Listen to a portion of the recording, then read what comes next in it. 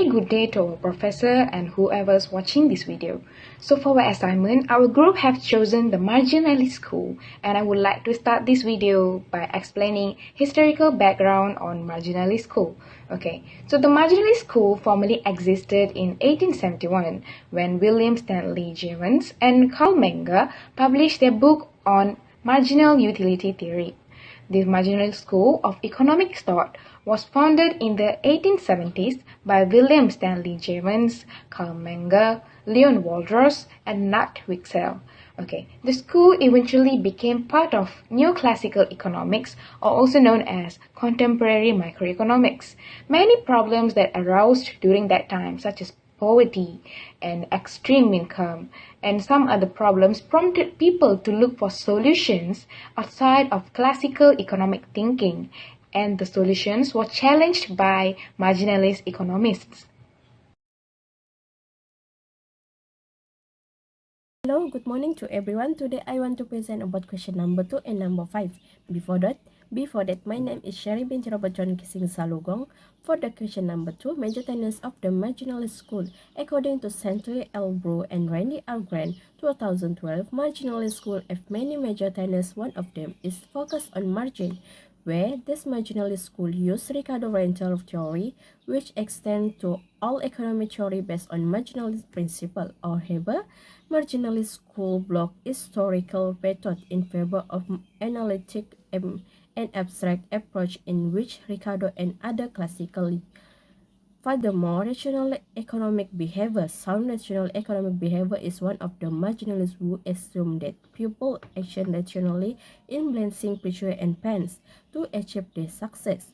Also assume that purpose behavior is normal and typical, and random abnormalities will cancel each other out.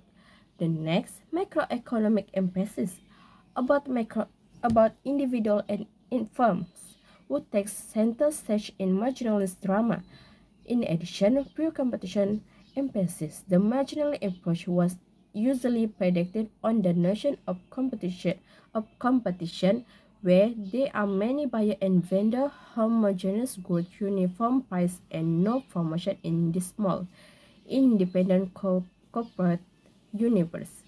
Individuals also adjust their behavior based on demand, supply, and price as determined by thousands of people interaction of the market.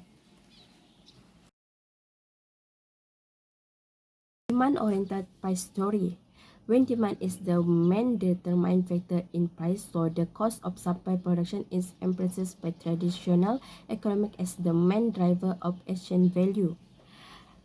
The first marginalist swung the other way, emphasizes the desire for the exclusive virtual supply. In action, emphasis on subjective utility.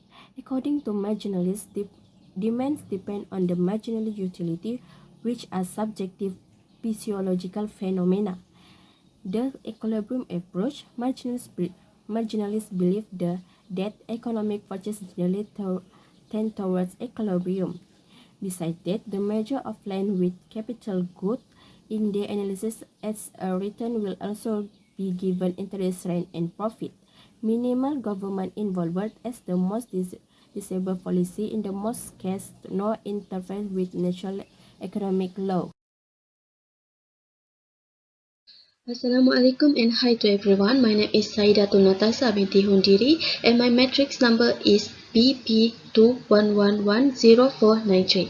I would like to present about my task in 5 major questions in the Marginalist School. I will continue to present, which is whom did the school benefit or seek to benefit. According to Stanley L. Brew and Randy R. Grant, 2012, by promoting a better understanding of how market systems allocate resources efficiently and promoting economic freedom, marginalist schools seek to advance the interests of all human beings. As a result, the marginalists have achieved their purpose. So first, workers, we can observe how marginalists help to counter Marx's call for a proletarian revolution in terms of competition, where workers' pay is equivalent to their contribution to the value of output. Second is thus who resisted change. In economics liberalism or political conservatism, thus whose only interest is to maintain the status quo, such as thus who oppose change benefit from marginalism. Third is employers. Employers benefit from this type of theory even if most of them don't realize it by opposing unions and associating unemployment with artificially high wages, inflexibility at the bottom of both. Landowner. Landowners are likewise protected by marginalists from attacks based on Ricardian rent theory. Last is wealthy. The institution also benefited the wealthy, who are often averse to government involvement that would reduce tribute income. Next is how was the school valid, useful or correct in its time? First is development of geometric diagrams. New and powerful analytic tools, particularly geometric diagrams and mathematical techniques, have been developed by marginal schools. Because of these thinkers, economics has more precious social science. Second is the importance of demand in determining prices.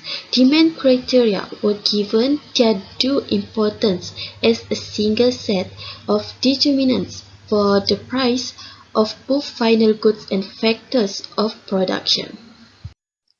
Third, the use of assumption in economic analysis. Unlike most classical economists, marginalists explicitly state the fundamental assumptions that underpin economic analysis rather than hiding them in the background. Fourth is partial equilibrium analysis. The marginalist partial equilibrium analysis is beneficial for abstracting from the intricacies of the real world.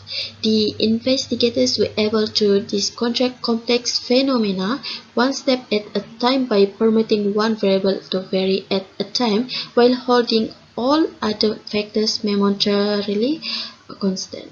The challenge of a complex society with countless variables have been simplified and probed in a systematic and orderly manner.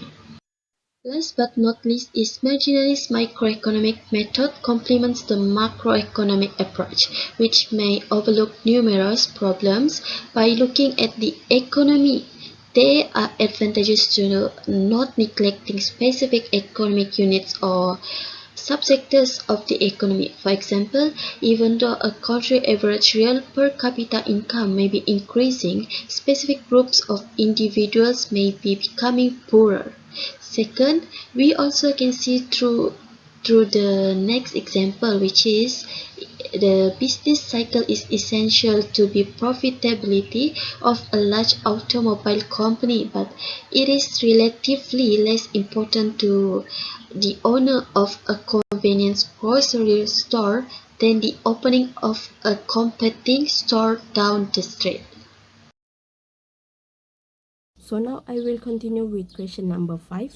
Which tenets of the marginalist school become lasting contribution? Some marginalist school ideas have been cancelled and have been rejected. Allegation of compositional error related to marginalist and neoclassic employment theory have been cited by Keynes, which is if a company lowers its salary, it can expand its market by selling more goods and fewer price. It will not be affected by the decline in purchasing power among its employers, as they will generally only buy a fraction of the company output. However, it all employer reduce the wage. Critics argued that although the premise of junior competition was an observable abstraction in the 1817, it was too limited to be useful because competition declined after that time. Today, pure competition is available in only a few sectors of the economy.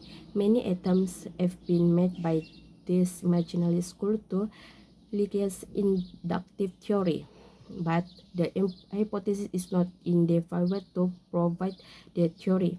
Finally, nevertheless, other marginalist theories are not affected as written in contemporary textbooks on economic and microeconomic principles. Finally, the school was eventually absorbed by the white neoclassic school, to the point that there was a choice theoretic approach introduced by the marginalists to provide their rise in the economic.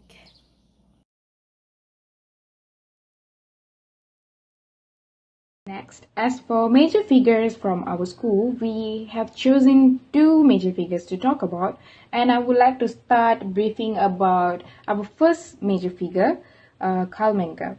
Okay, so Karl Menger was born on February 23rd, 1840 at Galicia, Austrian Empire, Poland. Alright, and he passed away on February 26th, 1921 at Vienna, Austria.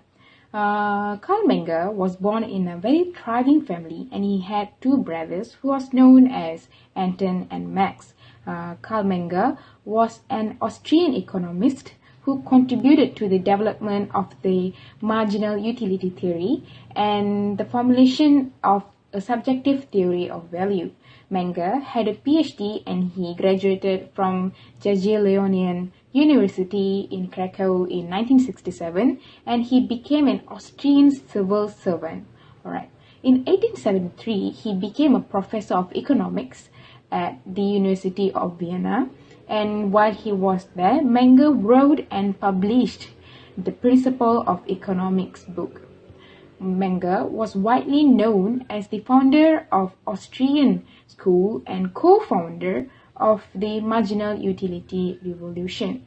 Menger's writings was used by his pupils Eugen von Bauer and Friedrich von Wieser, which was later used to form for the foundation of the Austrian School of Economic Thinking. As for our next major figure, we have chosen von Wieser. Okay, so Friedrich von Wieser was born on 1851 at Vienna to a very renowned aristocratic family. He was the son of a high-ranking war ministry officer, and he received his education in sociology and law at University of Vienna. The ideas provided by Karl Menger, economics books, actually enthralled and motivated him quite a lot to pursue economic studies at German universities. He was recruited to a professorship of economics at German University of Prague with Menger's support. He later taught at University of Vienna and held prominent position in the Austrian government, including Minister of Commerce at one point. Von Wieser brought the phrase marginal utility to the economics vernacular. He introduced the concept of opportunity cost to establish the Austrian school theory of costs. Wieser's early work was on cost theory, and he went on to write about currency, taxation, and social and economic policy later. He returned to sociology after World War I and produced his Law of Small Numbers. In 1917, he was also appointed as Austrian finance minister. He passed away in Vienna on July 22, 1926. Hi, my name is AZIS, and I am going to present about the argument on why our selected economist, which is Karl Menger, is interesting to us. Along with Menger, Leon Warras of Switzerland and William Stanley Jevons of England realized that the value of a good is determined not by the amount of labor put into its production, but by the additional quantity at the margin. This is the first significant history of economics that occurred in the early 1870s, when three thinkers from three districts of European countries make a simultaneous discovery about the concept of value, and the most emphasis on the subjective nature of the theory of the value, which explains a wide range of economic phenomena that we encounter on daily basis. Menger was also a philosopher who pondered the nature of the institutions that regulate our everyday life. Barter was determined to be ineffective for exchanging commodities that did not share the same feathers by a few people, and they realized that certain goods that were more tradable than other goods could serve as intermediate goods in exchange, and that this convention was gradually accepted. What's more intriguing is that he handles every economic problem by layering the more complex on top to the basic. Menger's theories are sound to the extent that they reflect real-world economizers' conduct and the constraints they face. Menger gave us the general theory of good and subjective theory of value as a result of this, but now we need to comprehend more complex and risky economic behavior.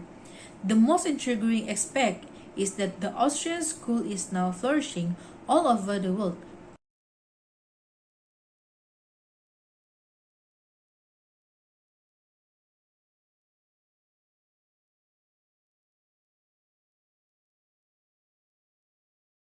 Hi, my name is SHERAIN binti DAMIT and I will continue the topic for Friedrich von Wieser. Friedrich von Wieser was an early member of the Austrian School of Economics.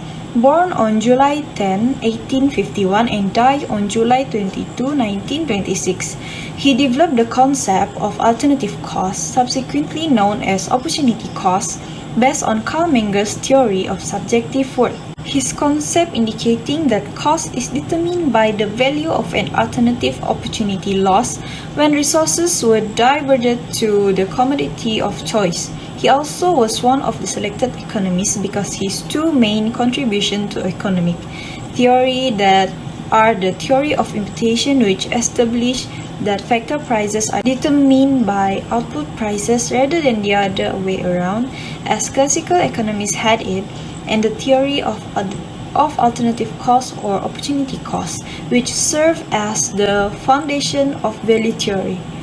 He employs several important concepts in imputation theory, which he articulated in his 1889 article Natural Value. In contrast to classical economics, his basic concept was subjective, focusing on the marginal utility of resources. He defines alternative cost as the cost of one option in terms of wasted possibilities in the next best option. In other words, the value of the next best alternative action is equal to the alternative cost incurred in the chosen activity. Von Wieser is the best known for the philosophy known as the opportunity cost principle, sometimes known as the alternative cost concept. This concept transformed the cost of production into psychological costs.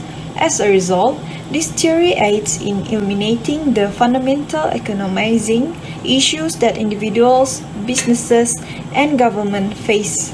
However, it is unclear whether this theory explains anything basic about trade value. Next, I'm going to discuss on Carl Menger's ideas and theories to economic thought. Carl Menger's ideas and theories are important to economic philosophy because they teach us how basic traits of institutions arise in response to individuals' economizing behaviors. His teaching and attitude constitute the cornerstone of a school of thought that gained international acclaim around the turn of century and is currently undergoing a revival. Next, the increase in population contributes to the expansion of human requirements in both quantity and quality. It is rapidly discovered that an increasing numbers of items are in short supply, making it impossible to meet everyone's needs at the same time. Individuals may get a greater understanding of the technology links between inputs and outputs, but they remain extremely unsure, if not completely uninformed, about the whether or not other individuals will be present with the correct items at the right place at the right time. This is the kind of coordinative ambiguity that Menger saw as a defining feature as contemporary civilization. According to Menger, utility is a capacity of a thing to serve for the satisfaction of human wants. The possession of this attribute, as well as people recognition of the trait, is essential for a thing to be excellent. Last but not least, things did not acquire commodity reputation until later in the establishment of exchange system. However, the market worth of an individual's property, which Menger referred to as wealth, enable us to compare individuals or family and determine who is in a better position to meet his requirements, whatever they may be. Thank you. I will continue for the significance of Friedrich von Wieser ideas or theories. Marginal utility is one of Friedrich von Wieser's ideas or theories that has a significant impact on economic philosophy. Although several economists developed the nation before him, including Dupuy, Jevons, and Menger, it was he who brought the phrase marginal utility to the economic lexicon. The marginal utility concept may be useful in resolving the paradoxical issues. Even if the demand for diamonds is significantly greater than the need for bread, Friedrich von Wieser, a neglected doctrine, claims that objective exchange has no value since its foundations are in individual subjective estimates, which are collected to decide the result. Von Wieser then proposed the concept of natural value, which he defined as the total of all goods' marginal utility. Von Wieser found that Germany is more frequent than marginalized, indicating a large difference in value between two ideas. It will be much easier for the government to meddle in the economy as a result of this. That's all from our group. Thank you for listening.